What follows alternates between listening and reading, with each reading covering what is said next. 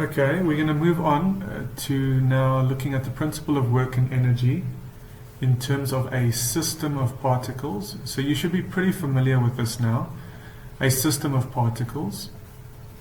Often we're just dealing with one single particle, like a crate that's being pulled, or these are single particles, but oftentimes we are dealing with a system. So here we go, here's a system. There's a bunch of particles. Remember, you define what your system is. Okay? If you've got like I said, if you've got a single box, then that becomes your system. Okay? There's my system.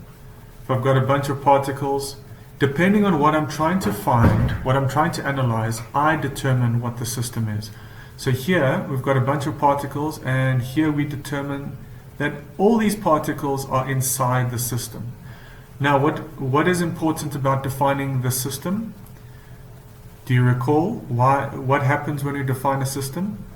When we define our system, then we basically define what are our internal and external forces. Okay? So, if all these particles are inside the system that I've defined, then all the interactions between these particles, the interaction between these two, and between every pair of particles becomes internal. Okay, so the forces between these two particles, between those, are internal, which means they cancel out. Okay? And remember, when we are dealing with a system, the only force that can potentially do work is then an external force to the system. Okay? So all the internal forces will do work, but they will be cancelled out by an equal opposite internal force. Alright. So we go again to this. Remember, our generic equation for a single particle was the initial kinetic energy, half mv1 squared, plus the sum of all the work done by all the forces on that particle is equal to the final kinetic energy. So this was what? It was the sum of the integral of f ds, okay, is equal to half mv2 squared. So this is for a single particle. But now if we've got a bunch of particles, this becomes the kinetic energy of all the particles. We sum up the kinetic energy of every single particle in our system, plus we look at all the external forces acting on every single particle and the work done by each of those forces, equal to the final kinetic energy of all the particles. Okay?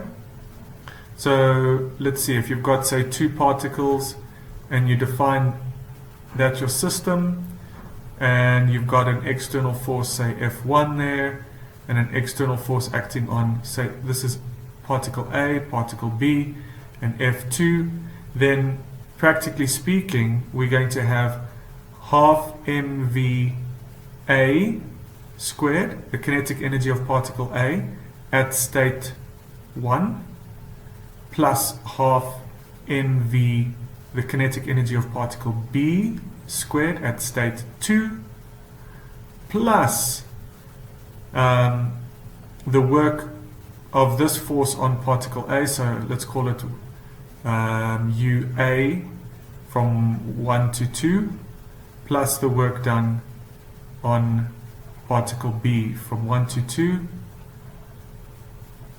equals the kinetic energy of A at state 2 plus the kinetic energy of B at state 2. Okay, so this is just a basic idea. We'll do at least one example of a system of particles. Alright? Okay, see you in the next one.